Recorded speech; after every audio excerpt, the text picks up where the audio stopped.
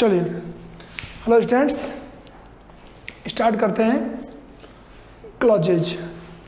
कल नया topic start किया था हमने, ठीक है।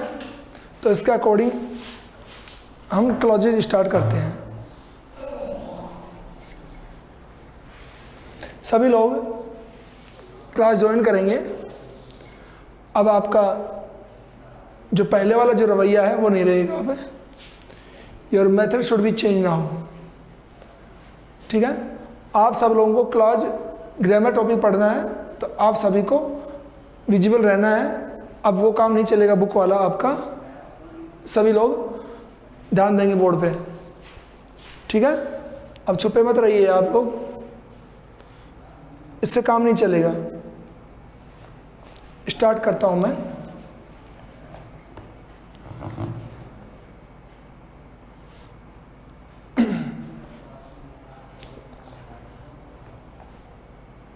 कल हमने बात की कि क्लॉजेज को पढ़ने से पहले हम सेंटेंस के टाइप पढ़ते हैं। आपको कल सेंटेंस के टाइप बता दिए थे कि किस प्रकार से हम सेंटेंस को कंस्ट्रक्ट करते हैं। ये आपको कल बताया। आज थोड़ा इजी करता हूँ इनको। कल बात की हमने simple sentence,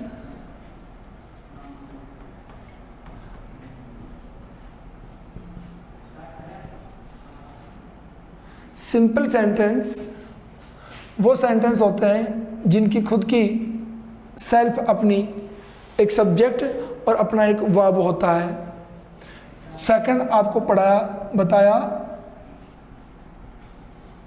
compound sentence. Compound sentence में डबल क्लॉज होती हैं और दोनों की दोनों क्लॉज कैसी होती हैं? इंडिपेंडेंट होती हैं। दोनों क्लॉज इंडिपेंडेंट होती हैं। ये हमने कल बात की, ठीक है। अब ध्यान देंगे, इसमें क्लॉज होती है independent single clause, independent double clause, okay, and complex sentence. Complex sentence में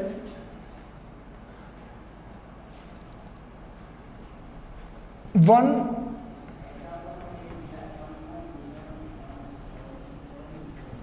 इंडिपेंडेंट एंड वन और मोर डिपेंडेंट क्लॉज होती हैं, ठीक है। यहां तक आपको बता दूं। अब देखिए, कंपाउंड सेंटेंस में डबल सेंटेंस को जब जॉइन करते हैं तो जॉइन करने वाली चीज को हम बोलते हैं कंजंक्शन। डबल सेंटेंस को कंजंक्शन के थ्रू हम जॉइन करते हैं, ठीक है। कंजंक्शन के थ्रू जॉइन करते हैं। तो ये जो कंजंक्शन होते हैं इनके भी नाम होते हैं, ठीक है। देखिए, दोनों क्लॉज जब इंडिपेंडेंट होती हैं तो दोनों क्लॉज का नाम हो गया प्रिंसिपल क्लॉज। ये बात हम कल पढ़ चुके हैं। प्रिंसिपल क्लॉज होती हैं दोनों की दोनों। और प्रिंसिपल क्लॉज के साथ में दूसरी क्लॉज होती है डिपेंडेंट क्लॉज। दूसरी होती है डिपेंडेंट क्लॉज। तो दोनों प्रिंसिपल क्लॉज होंगी, दोनों प्रिंसिपल क्लॉज होंगी तो कंपाउंड सेंटेंस बनेगा, और एक प्रिंसिपल और एक डिपेंडेंट होगी तो अपना कॉम्प्लेक्स सेंटेंस बनेगा। तो इनको जो कनेक्ट करते हैं कंजंक्शन, ध्यान देंगे। डबल इंडिपेंडेंट मीन्स प्रिंसिपल और डिपेंडेंट का एक नाम और है सब ऑर्डिनेट, सबऑर्डिनेट क्लॉज। इसका एक नाम और डबल नाम है। जैसे प्रिंसिपल के नाम है प्रिंसिपल और इंडिपेंडेंट, ऐसे डिपेंडेंट और सब ऑर्डिनेट, डबल डबल नाम है इनके, ध्यान दें सभी। कंपाउंड की बात करें तो इंडिपेंडेंट, तो प्रिंसिपल, प्रिंसिपल दोनों सेम होंगी, दोनों सेम होंगी तो उनके कनेक्टिव्स का नाम अलग होगा। देखिए बता दूं आपको, इंडिपेंडेंट डबल क्लॉज को ज्वाइन करके कंपाउंड सेंटेंस बनेंगे तो जो कनेक्टिव यूज करेंगे उनको बोलते हैं कोऑर्डिनेट कंजंक्शंस। इनका नाम होगा कोऑर्डिनेट कंजंक्शंस, जो डबल इंडिपेंडेंट क्लॉज को सिंगल में चेंज करता है, कोऑर्डिनेट कंजंक्शंस यूज होंगे। और कॉम्प्लेक्स सेंटेंस में one independent and one dependent है। इंडिपेंडेंट का दूसरा नाम मैं बता चुका हूं आपको क्या है, और डिपेंडेंट का दूसरा नाम क्या है, सब ऑर्डिनेट, ठीक है, सब ऑर्डिनेट क्लॉज, डबल डबल नाम हो गए। तो कॉम्प्लेक्स सेंटेंस को बनाने वाले जो कंजंक्शंस होते हैं, जो कनेक्टिव्स होते हैं, मीन्स कंजंक्शन होते हैं, उनका नाम होता है सब ऑर्डिनेटिंग, सबऑर्डिनेटिंग कंजंक्शंस, सबऑर्डिनेटिंग कंजंक्शंस। और कोऑर्डिनेटिंग कर देता हूं इसको, दोनों नाम सेम सेम हो जाएंगे, coordinating conjunction and subordinating conjunctions. ध्यान देंगे सभी लोग, कॉम्प्लेक्स सेंटेंस में यूज होने वाले कंजंक्शंस को सबऑर्डिनेटिंग कंजंक्शंस कहते हैं, कंपाउंड सेंटेंस में यूज होने वाले कंजंक्शंस को कोऑर्डिनेटिंग कंजंक्शन कहते हैं। ये ध्यान देंगे, यहां तक सभी लोग एक बार आराम से देख लेंगे, फिर हम आगे चलते हैं, ठीक है, फिर आगे चलते हैं।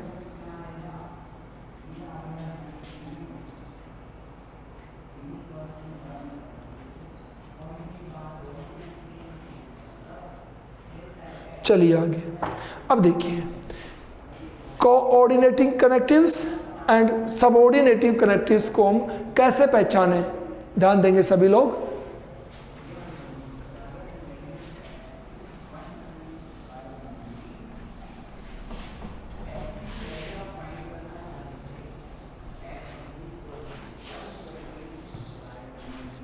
देखो, Ram played a match and went to home. Ram played a match and went to home. इस सेंटेंस के लिए आपसे कोई पूछे what is the type of this sentence, तो टाइप ऑफ दिस सेंटेंस पूछेगा तो हम बोलेंगे compound sentence, because of two sentence का कॉम्बिनेशन है इसके अंदर। ये रहा, Ram played a match, Ram went to home.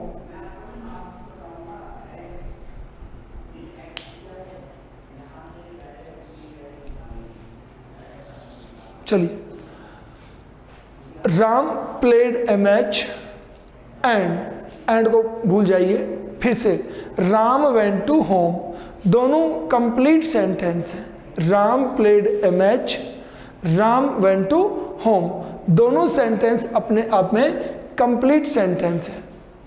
तो दोनों कंप्लीट सेंटेंस को हमने किससे कनेक्ट किया, एंड से कनेक्ट किया। तो एंड से कनेक्ट किया तो सब्जेक्ट सेम था, इसलिए सेकंड सेंटेंस में सब्जेक्ट को यूज नहीं किया हमने, नो प्रॉब्लम। तो एंड से कनेक्ट किया तो सेंटेंस का नाम हो गया कंपाउंड सेंटेंस।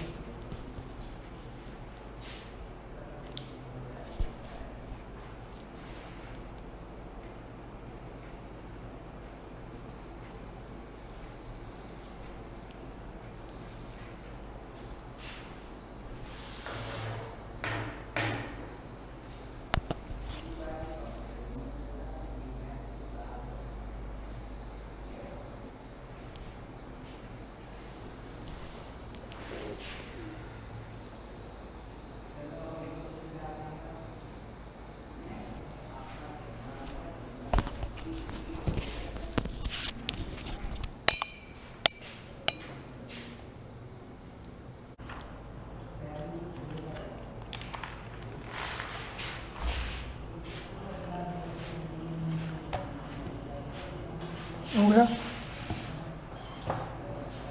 चलिए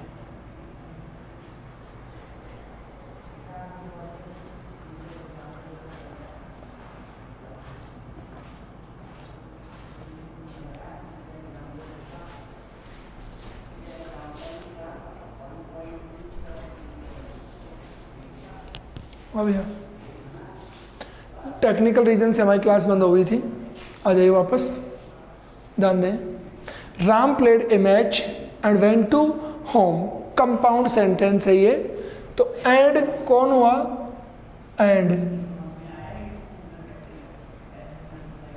को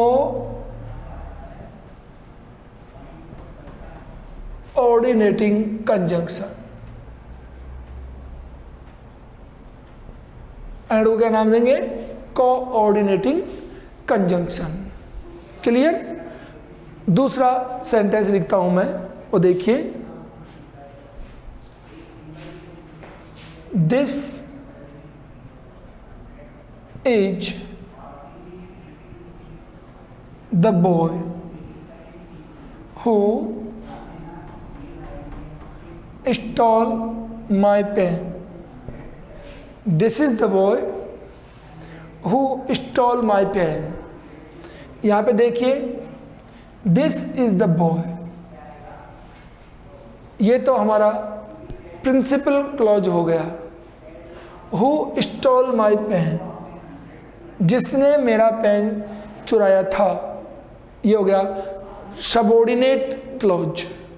प्रिंसिपल क्लॉज, सबऑर्डिनेट क्लॉज, ठीक है। देखिए, हु से कनेक्ट कर रहे हैं इन दोनों सेंटेंसेस को, तो ये सब ऑर्डिनेटिंग कंजंक्शन है, सब ऑर्डिनेटिंग कनेक्टिव है ये, और इसलिए इस सेंटेंस का नाम हो गया complex sentence. Complex sentence. Who stole my pen का कोई मीनिंग नहीं होता है, जिसने मेरा पेन चुराया, इसका पर्सनल कोई मीनिंग नहीं है। If we don't join this to the first sentence, अगर ज्वाइन नहीं करते हैं तो ये मीनिंग खो देता है अपनी। This is complex sentence. अब बता दूं मैं आपको, compound sentence, simple sentence and complex sentence को आप कैसे आइडेंटिफाई करेंगे। फर्स्ट जो फॉर्मूला है वो है according to the conjunctions. Conjunctions से आप इनको आइडेंटिफाई करना पहला प्रायोरिटी दें, बेस्ट रहेगा। फिर जब हम पूरी स्टडी कर लेंगे, कंप्लीट स्टडी कर लेंगे, तो जैसी मर्जी आए हम इनको आइडेंटिफाई कर लेंगे, फिर कभी दिक्कत नहीं आएगी आपको। ओके, ये आपको एक एग्जाम्पल था इनको आइडेंटिफाई करने का। अब मैं आगे चलता हूँ अपनी इस बात को क्लियर करने के लिए। देखिए,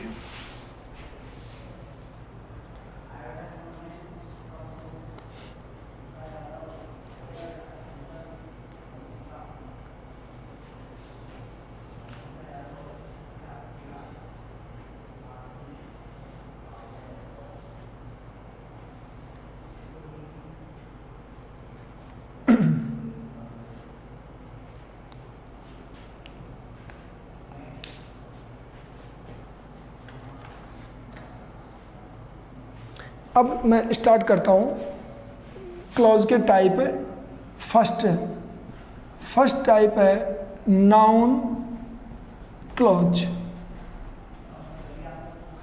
नाउन क्लॉज पहला टाइप है अपना, जिसको हम स्टार्ट करने जा रहे हैं। सभी लोग ध्यान देंगे क्या होता है, सुनेंगे सभी। A noun clause is a subordinate clause. A noun clause is a subordinate clause। मैंने क्या कहा, अच्छी तरह सुनेंगे। A noun clause is a subordinate clause। और सबऑर्डिनेट क्लॉज को आप सब लोग स्टडी कर चुके हो। सबऑर्डिनेट क्लॉज को आप स्टडी कर चुके हो ना, कैसे होती है। Dependent clause. कैसे होती है? Dependent clause. तो नाउन क्लॉज सबऑर्डिनेट क्लॉज होती है, ठीक है। That can be used in one of the position that is usually occupied by the noun pronoun noun phrase in a sentence. Mean to say, सुने, noun clause subordinate clause होती है जो अपने sentence में कौन कौन सी जगह पर यूज हो सकती है, कौन कौन सी जगह पर यूज हो सकती है, बताइए। नाउन क्लॉज सेंटेंस में कौन कौन सी जगह पे यूज हो सकती है। अब आपको इस बात का पता नहीं होगा बिकॉज ऑफ हमने टेंस स्टडी नहीं की 12th में। 12th में डायरेक्ट हमने टेक्स्ट बुक स्टार्ट कर दी, टेंस आपको स्टडी नहीं करवाए, अदरवाइज इस क्वेश्चन का आंसर आपके पास होता, ठीक है। तो सेंटेंस में एक नाउन यूज हो सकती है कहाँ कहाँ पे? सब्जेक्ट, ऑब्जेक्ट और कॉम्प्लीमेंट। 3 जगह पर एक नाउन सेंटेंस में यूज हो सकती है, as a subject, as a object और एज ए कॉम्प्लीमेंट। ध्यान देंगे आराम आराम से, बिकॉज आप लोगों को अंडरस्टैंड ना हुई कोई चीज़, बाय द वे कोई स्टूडेंट कहता है कि मुझे समझ में नहीं आई आज की जो लेक्चर थी वो, उसकी वजह एक ही होगी कि ट्रिपिकल मैटर जब स्टार्ट होता है, कोई भी ट्रिपिकल मैटर को हम स्टार्ट करते हैं तो हम लोग पहले से ही उसको नेगलेक्ट करना शुरू कर देते हैं, और वजह होती है हमें वो अंडरस्टैंड नहीं हो पाता है। सेम यही मैटर है क्लॉजेज के नाम से हम यहाँ पढ़ रहे हैं। 11th में इसको हम सिंथेसिस के नाम से स्टडी कर रहे हैं। सिंथेसिस, अगर 11th में सिंथेसिस आपका हो जाता तो आज ये मैटर आपका एकदम क्लियर हो चुका होता। ओके, तो जैसा टाइम निकला है उस टाइम के अकॉर्डिंग आप अपने आप को बनाइए, आराम से आप इनको समझिए, मैं आपके साथ हूँ, क्लियर हो जाएगा। बट उसके लिए आप लोगों को हल्का सा मेहनत करना पड़ेगा। जैसे आप टेक्स्ट बुक में फ्री रहे थे वैसे काम नहीं चलेगा इसमें, तो हमेशा ट्राईफुल रहेंगे। देखिए, नाउन क्लॉज एक सेंटेंस में कहाँ कहाँ यूज होता है, तो बता दूं मैं आपको। In every sentence subject and object definitely noun और प्रोनाउन से बनते हैं। सब्जेक्ट और ऑब्जेक्ट, जो भी कोई चीज़ होगी उसका डेफिनेटली नाम होगा, या तो वो कोई नाउन है या फिर कोई प्रोनाउन है, जिसे हम सब्जेक्ट और ऑब्जेक्ट कह सकते हैं। First thing. और सेकंड थिंग है कॉम्प्लीमेंट। कॉम्प्लीमेंट आपको कल भी मैंने बोर्ड पे स्टार्ट किया था, उस समय बताया था मैंने आपको, जब मैंने ये लिखा था इसमें कॉम्प्लीमेंट है। ओके, कॉम्प्लीमेंट को हल्का सा समझ लें, बता दूंगा आपको। देखिए, Ram is intelligent. Ram is intelligent. Subject कौन है? राम। राम क्या है? नाउन। तो देखो हमारी नाउन सब्जेक्ट फॉर्म में काम आ गई ना। नाउन क्लॉज सब्जेक्ट में यूज हो गई। क्लियर? या देखो, इज बी वर्ब है, intelligent is also noun. Noun है इंटेलिजेंट भी। कौन सी? Abstract noun. कौन सा नाउन है? Abstract noun. राम का जो गुण बता रही है ये इंटेलिजेंट। इंटेलिजेंट भी ऑल्सो नाउन है, और ये इंटेलिजेंट क्या है? It says something about subject. ये सब्जेक्ट के बारे में कुछ कहता है। राम इज, राम है कैसा? इंटेलिजेंट।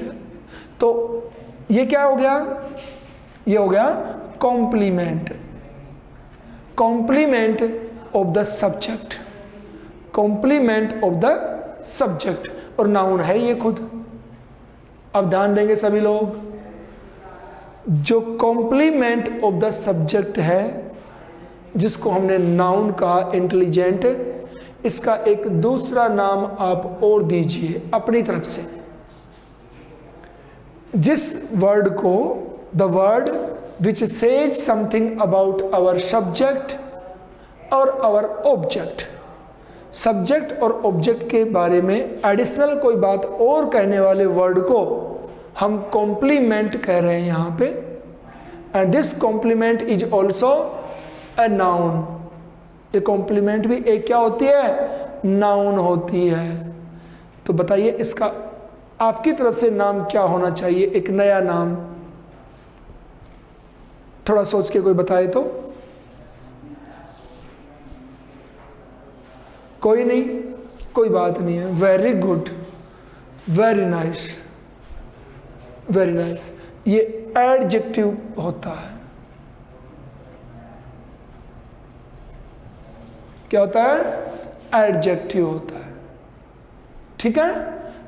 द वर्ड विच से something about subject and object is an adjective, an adjective is also a noun, ये भी एक नाउन ही होता है, ध्यान देंगे आप।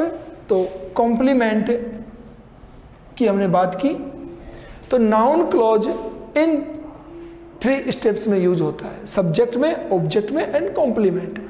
यहां तक हमने बात कर ली है, ठीक है। चलिए now functions of the noun बताता हूं मैं आपको। नाउन क्लॉज मैं पढ़ता हूं, functions of the noun, noun के फंक्शन क्या क्या होते हैं, मीन्स नाउन कहाँ कहाँ काम करती है, कैसे कैसे काम करती है, वो देखिए, ठीक है। सबसे पहले आपको मैं बता चुका हूं, नंबर 1 नाउन किसका काम करती है, सब्जेक्ट का काम करती है। पहला तो ये हम लोग पढ़ चुके हैं, इसका एग्जाम्पल भी हम ले लेंगे, ठीक है।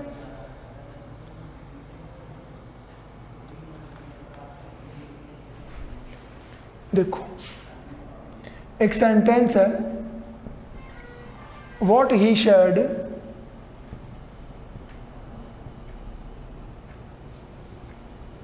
Pleased me, what he said pleased me. इन सारे के सारे जो वर्ड्स हैं, इन वर्ड्स में आप नाउन को देखिए। वॉट ही सेड प्लीज्ड मी,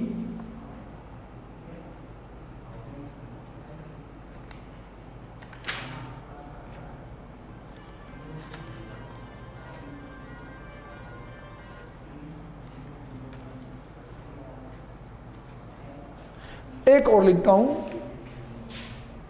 ध्यान देंगे, where is he, sorry, where he is going, where he is going is not noun, is not noun. इन दोनों सेंटेंस को अच्छी तरह से आप समझेंगे कि नाउन को सब्जेक्ट के रूप में हम यूज करते हैं, बहुत इजी है। जैसे कोई लिख दे सी इज डांसिंग, तो सी प्रोनाउन है, यहां पे लिख दे राधा इज डांसिंग, तो ये नाउन हो गया। नाउन को सब्जेक्ट में यूज करते हैं, ये तो एक इजी सी बात है, बच्चों वाली बात है। यहां आइए, नाउन को सब्जेक्ट में यूज करते हैं, नाउन क्लॉज हमें क्लॉज निकालनी है, नाउन अकेली नहीं, क्लॉज भी लिखा हुआ आगे। नाउन क्लॉज मीन्स नाउन वाला सेंटेंस, नाउन वाला सेंटेंस। अब देखिए, what he said pleased me, what he said pleased me. देखिए ये जो इतनी बात है ये नाउन क्लॉज बन गया। वेयर इज ही गोइंग, ये नाउन क्लॉज है जो नाउन के साथ ही यूज हो रहा है। इसका कोई मीनिंग नहीं है, नाउन के साथ यूज हो रहा है। हमारी मेन जो वर्ब है ये है, इसमें ये है हमारी बी वर्ब, जो भी है बी वर्ब ये है हमारी, ये मेन वर्ब है हमारी। आपको पता होना चाहिए मेन वर्ब से पहले, मुख्य क्रिया से पहले जितना भी पार्ट यूज हो गया उस पार्ट का नाम क्या है, ध्यान दे लेंगे सभी। मेन वर्ब से पहले जितना पार्ट हो गया उसे बोलते हैं सब्जेक्ट पार्ट, सब्जेक्ट पार्ट, ये सब्जेक्ट पार्ट है, ठीक है। और इतनी बड़ी जगह को हमने सब्जेक्ट पार्ट बनाया है, जबकि सब्जेक्ट कौन है, अकेला ही, इसमें भी ही। लेकिन अदर जो चीजें हैं वो सारी भी इसी के अंदर आ गई। तो अकेले अकेले ही को हम सब्जेक्ट कहेंगे, नाउन है, प्रोनाउन है कह देंगे, लेकिन इसके साथ में अदर वर्ड भी और ज्वाइन हो गए तो ये नाउन क्लॉज हो गई, नाउन वाला सेंटेंस, नाउन क्लॉज, नाउन वाला सेंटेंस या प्रोनाउन वाला सेंटेंस। देखो नाउन क्लॉज क्यों कहा इसको, क्योंकि वॉट और सैड ये दोनों शब्द भी इसी के साथ जुड़ गए तो नाउन क्लॉज हो गया। और नाउन क्लॉज के बाद में हमारी वर्ब है और ये ऑब्जेक्ट है, ठीक है। तो ये हेल्पिंग वर्ब है, ये मेन वर्ब है, ये सारा नाउन क्लॉज है हमारा। इधर का जो पार्ट है दोनों सेंटेंस में, ये सब्जेक्ट पार्ट है, यहां से हमारी मेन। अब आपको क्या होगा, सैड दिखेगा तो आप कहेंगे पास्ट इंडेफिनिट टेंस है, इसमें इज गोइंग दिखेगा तो आप इसका टेंस का नाम बता देंगे यहीं पे, जबकि ये ऐसा नहीं है। सुनो, जो मैंने कहा, जो मैंने कहा वो सब गलत है, तो टेंस का नाम क्या हुआ, जो मैंने कहा वो सब गलत है। लास्ट में है आया ना, है, वो सब गलत है, प्रेजेंट टेंस है। जबकि जो मैंने कहा, कहा में आ गया, ये पास्ट टेंस है, ये नाउन क्लॉज है पूरी। जो मैंने कहा, जो मैंने अब तक कहा वो सब गलत है।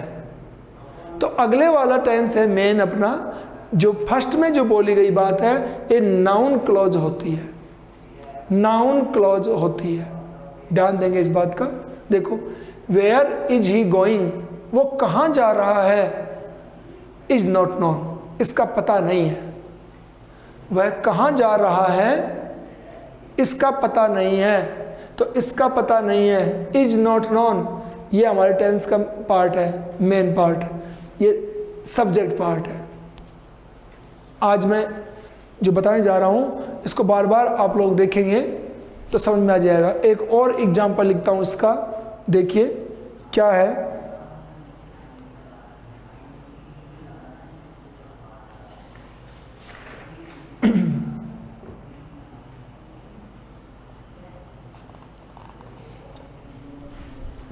देखो,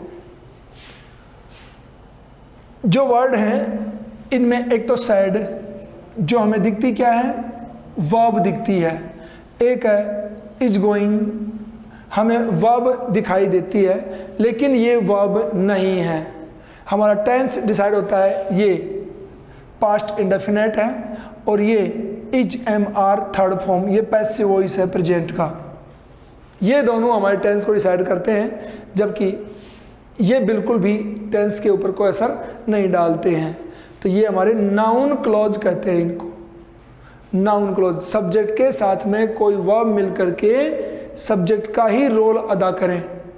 जैसे जो उसने कहा वो सब गलत था, जो उसने कहा व्हाट ही शेड, जो उसने कहा प्लीज्ड मी, उसने मुझे खुश कर दिया, जो उसने कहा उसने मुझे खुश कर दिया। तो ये वाला सब्जेक्ट पार्ट है, इस बात को ध्यान देंगे और आगे चलेंगे। इसके लिख लेंगे इन दोनों एग्जाम्पल्स को, इन दोनों एग्जाम्पल्स को अपने पास लिख लेंगे, फिर मैं आगे बताऊंगा तो समझ में आ जाएगा इसका। कोई कह रहा है कि समझ में नहीं आया तो आ जाएगा, टेंशन ना लें।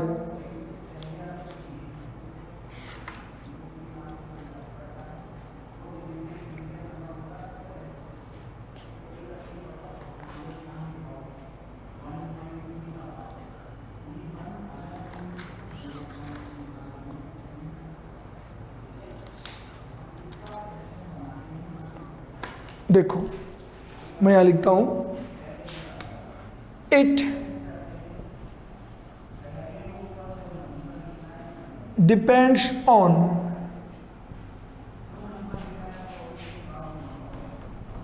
What you want. देखो, it depends on what you want.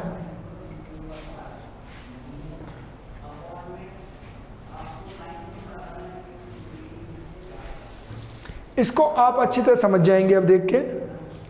It depends on और व्हाट यू वांट। पहला है यह निर्भर करता है, यह निर्भर करता है व्हाट यू वांट। ठीक है, अब देखो इसको अलग अलग करते हैं हम। इट डिपेंड्स ऑन, एक पीस तो ये हो गया, एक हो गया वॉट, एक हो गया यू वॉन्ट। 3 पीस हो गए, 3 पीस हो गए हैं, अच्छी तरह देखेंगे तो इट डिपेंड्स ऑन, ये तो हो गया हमारा प्रिंसिपल क्लॉज, ये तो प्रिंसिपल क्लॉज हो गया, ये हो गया हमारा कनेक्टिव, और ये हो गई हमारी subordinate clause, subordinating clause. You want है, ये 3 पीस में हमने इसको पूरा किया है। तो सबऑर्डिनेटिंग क्लॉज है व्हाट यू वांट है, ये हमारा नाउन क्लॉज है। इट डिपेंड्स ऑन, ये बात निर्भर करती है, व्हाट यू वांट, जो तुम चाहते हो। ये सेंटेंस नहीं है, ये एक बात है कि भाई ये पूरी बात निर्भर उस बात पे करती है जो तुम चाहते हो। जो तुम चाहते हो ये एक नाउन है, जो हमारी इच्छा है दैट इज ए नाउन। जबकि शब्दों में लिखें तो ऐसे दिख रहा है हमें व्हाट यू वांट, तो कोई कहेगा सर इसके अंदर सब्जेक्ट भी आ रहा है, इसके अंदर वर्ब भी आ रही है, कनेक्टिव भी है, फिर इसको नाउन कैसे कह दिया? नाउन ने क्या है? Noun clause. ये नाउन क्लॉज, नाउन वाला सेंटेंस है ये पूरा, जो हमारे इस सेंटेंस को पूरा करता है। तो इस प्रकार से आप लोगों को आज सिर्फ और सिर्फ ये थीम बताई है कि क्लॉज क्या होती हैं, कैसे यूज होती हैं। कल से अब आपको सिस्टमेटिक आगे बढ़ाएंगे। आज सिर्फ आपको क्लॉज के बारे में बताया है, इसको बिल्कुल भी हैवी ना लें। कल मैं सिस्टमेटिक लेके चलूँगा क्लॉज को, जितना पढ़ा है उस पर ध्यान दें, इससे रिलेटेड कोई भी चीज़ें हों उनको और ध्यान दें, बाकी पढ़ते चलें आराम से, समझ में आ जाएगा। ठीक है,